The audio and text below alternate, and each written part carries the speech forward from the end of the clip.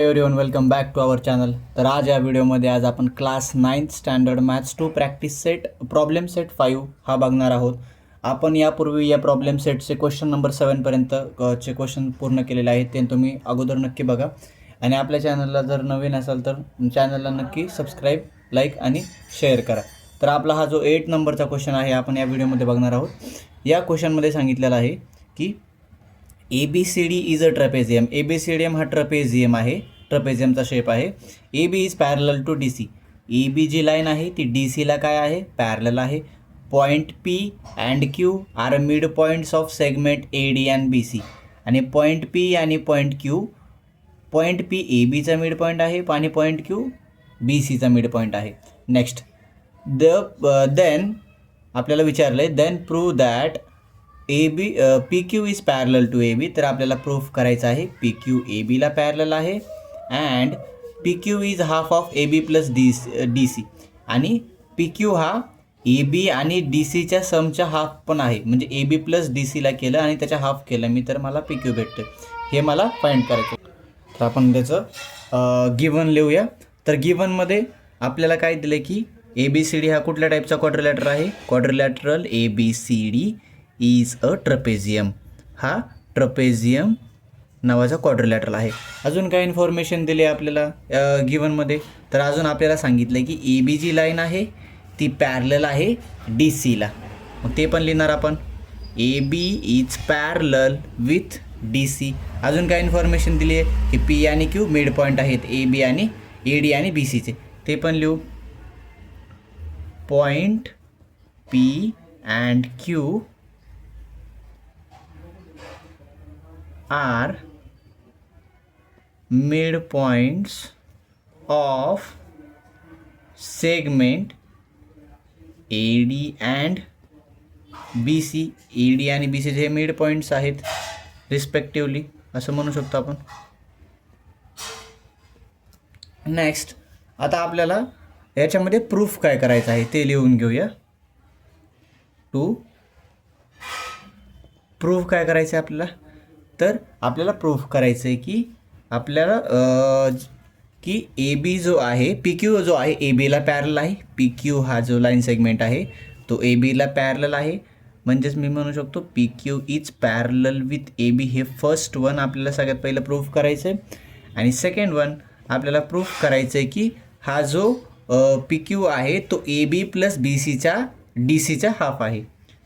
PQ is equals to half of sum of AB plus DC. AB आणि DCच्या समच्या half पण आहे हा PQ. हे आपल्याला प्रूफ करायचं आहे. नेक्स्ट आता आपण याचं आपल्याला याच्यामध्ये कन्स्ट्रक्शन करावं लागेल.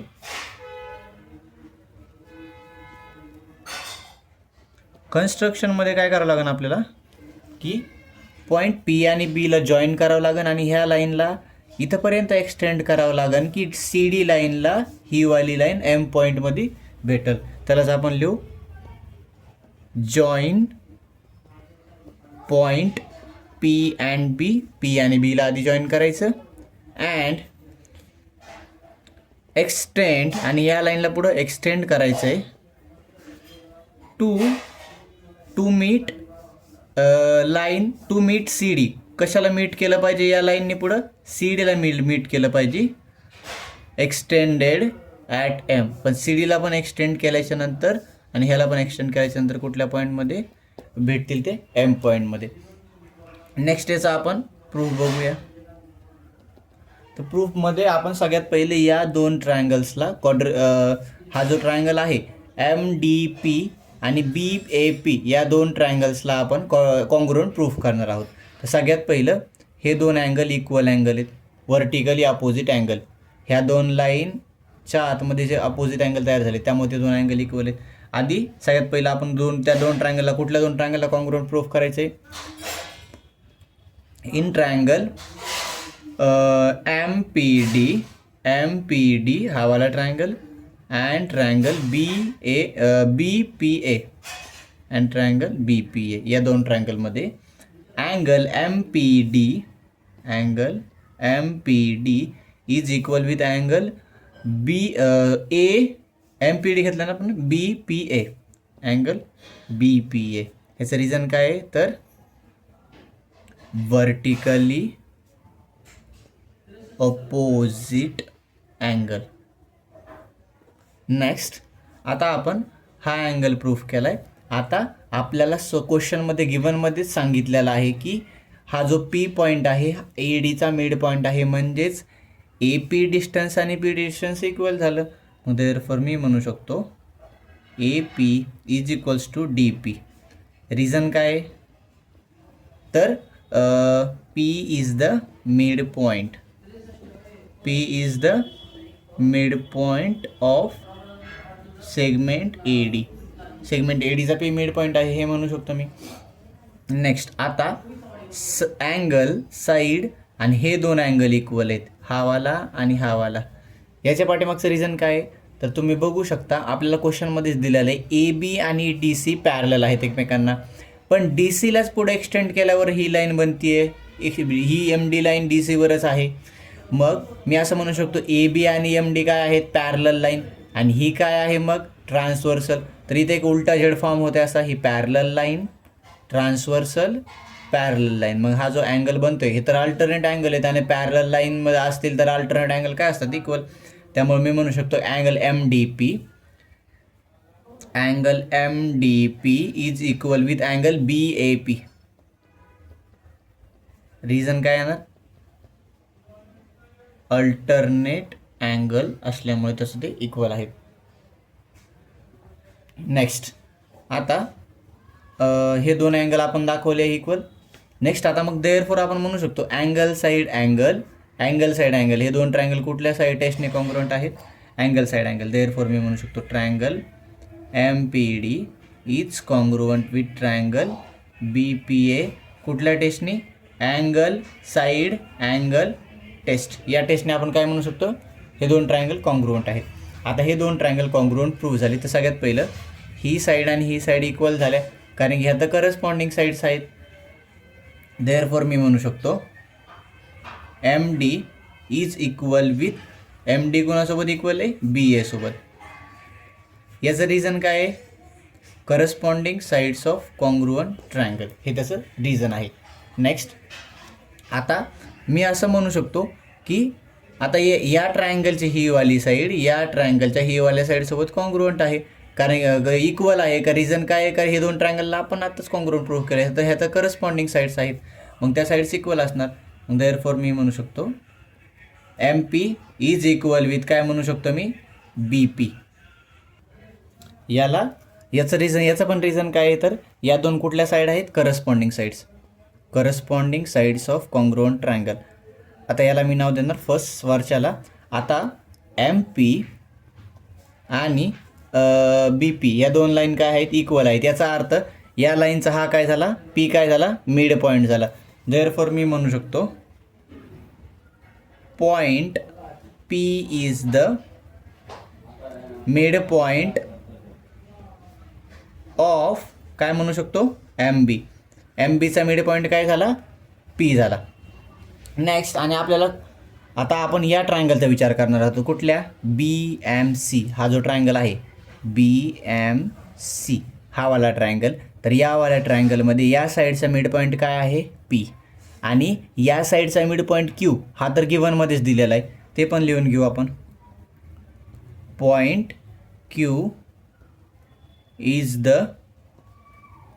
मिड पॉईंट ऑफ काय म्हणू शकतो क्यू कोणाचा मिड पॉईंट आहे बी सीचा. हे तर आपल्याला गिवनमध्येच सांगितलं आहे. ह्याला नाव देऊ आपण सेकंड. ठीक आहे वरच्याला एम बी. आता मी जर विचार केला या ट्रायंगलमध्ये या साईडचा मिड पॉईंट हा आहे आणि या साईडचा मिड पॉईंट हा आहे तर मग ह्या मिड पॉईंटला जॉईन करणारी लाईन ही जी आहे तर मिड पॉईंट थेरमनी मी असं म्हणू शकतो की ही जी लाईन आहे याला पॅरल आहे कारण की आपण बघितलं आहे दोन साईडच्या मिड पॉईंटला जॉईन करणारी लाईन ही थर्ड साईडला पॅरल असते आणि थर्ड साईडच्या हाफ पण असते. मग देअरफॉर मग मी असं म्हणू शकतो की मी असं म्हणणार की बाय मिड पॉईंट थेरम पण कुठल्या ट्रायंगलमध्ये बोलतो आपण इन ट्रायंगल कुठला in triangle B M C by mid point theorem mid point थिअरमनी मी असं म्हणू शकतो आहे की हा जो पी क्यू जो लाईन्स आहे पी क्यू आहे तो पॅरलल असणार आहे कशाला एम सीला, हे म्हणू शकतो आहे. आणि अगेन पी क्यू हा जो पी क्यू लाईन आहे कुणाला पॅरलल आहे एम सीला, पण एम सीला म्हणण्याच्या ऐवजी मी डी सीला पण म्हणू शकतो, कारण की एम सी आणि डी सी हे तर एकच लाईनवर आहेत. मग पी क्यू डी सीला बी पॅरलल झालं, तर मी म्हणू शकतो P Q is parallel with D C. याचं रिझन पण आपण जर लिहायचं असेल तर लिहू शकतो की हे 3 पॉईंट काय कोलिनियर आहेत, M dash D dash C. Next आता आपण हे लिहू शकतो. आणि पण आपल्याला क्वेश्चनमध्ये स्टार्टिंगला काय दिलेलं आहे की ए बी जो लाईन सेगमेंट आहे तो डी सी सोबत पॅरलल आहे. क्वेश्चनमध्ये गिवनमध्ये सांगितलेलं आहे आपल्याला की ए बी जो लाईन सेगमेंट आहे डी सी सोबत पॅरलल आहे. A B is parallel with D C सोबत. आता या दोन ह्याच्यावरून आपल्याला काय कळतं आहे की डी सी पी क्यू सोबत पण पॅरलल आहे, डी सी ए बी सोबत पण पॅरलल आहे. याचा मिनिंग असा आहे की पी क्यू आणि ए बी पॅरलल आहे. इथं पण समजू शकतो आपण डी सी ए बीला पण पॅरलल आहे गिवनमध्ये दिलं आहे, आणि डी सी पी क्यूला पण पॅरलल आहे, जे की आपण आत्ताच प्रूफ केले. याचा अर्थ या 2 लाईन काय झाल्या मग पॅरलल. देअरफॉर मी म्हणू शकतो A B is parallel with D C. आणि हे आपलं फर्स्ट प्रूफ जे करायचं होतं आपण ते केलेलं आहे. नेक्स्ट अगेन हा जो ट्रायंगल आहे आपण आताच मिड पॉईंट थेरमने काय म्हणू शकतो, पी क्यू जो आहे तो एम सीचा हाफ आहे. मी असं पण म्हणू शकतो P Q is half of M C. Next आता आपल्याला सेकंड प्रूफ काय करायचं आहे की पी क्यू हा जो ए बी प्लस डी सीचा हाफ आहे, ए बी आणि डी सीच्या समचा हाफ आहे, हे आपल्याला प्रूफ करायचे. तेच आपल्याला इथं आपण प्रूफ करणार आहोत. आता half multiply by M C लिहिण्याच्या जागी मी त्याला लिहू शकतो M D plus D C.